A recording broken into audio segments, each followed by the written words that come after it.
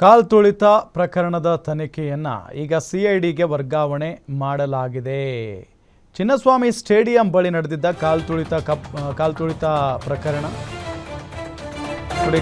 ಪ್ರಕರಣ ಸಿಐಡಿ ತನಿಖೆಗೆ ವರ್ಗಾವಣೆ.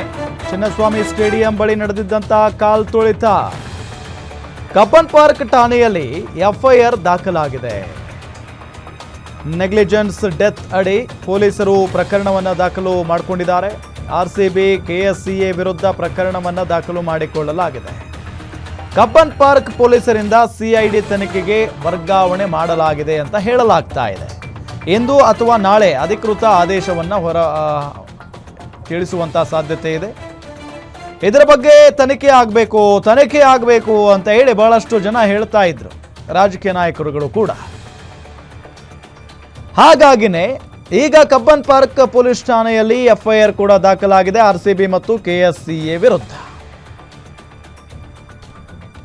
ಕೇವಲ ಆರ್ಸಿಬಿ ಮತ್ತು ಕೆಎಸ್ಸಿಎ ನೆಗ್ಲಿಜೆನ್ಸಿ ಮಾತ್ರನ ಇಲ್ಲಿ ಕಾಣಿಸ್ತಾ ಇರೋದು. ಸರ್ಕಾರದ ಕೇರ್ಲೆಸ್ ಅಥವಾ ನೆಗ್ಲಿಜೆನ್ಸಿ ಕಾಣಿಸ್ತಾ ಇಲ್ವಾ?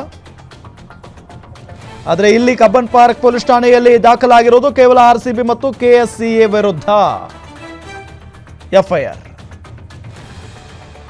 ಇದೇ ಪ್ರಕರಣದ ತನಿಖೆಯನ್ನ ಸಿಐಡಿಗೆ ವಹಿಸಲಾಗಿದೆ ಅನ್ನೋ ಮಾಹಿತಿ ಲಭ್ಯ ಆಗ್ತಾ ಇದೆ. ಆದರೆ ಅಧಿಕೃತ ಮಾಹಿತಿ ನಾಳೆ ತಿಳಿಸುವಂತ ಸಾಧ್ಯತೆ ಇದೆ.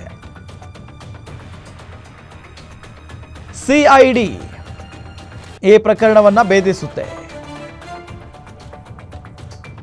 ಕಬ್ಬನ್ ಪಾರ್ಕ್ ಪೊಲೀಸರಿಂದ ಸಿಐಡಿ ತನಿಖೆಗೆ ವರ್ಗಾವಣೆ ಮಾಡಲಾಗಿದೆ ಅಂತ ಹೇಳಲಾಗ್ತಾ ಇದೆ.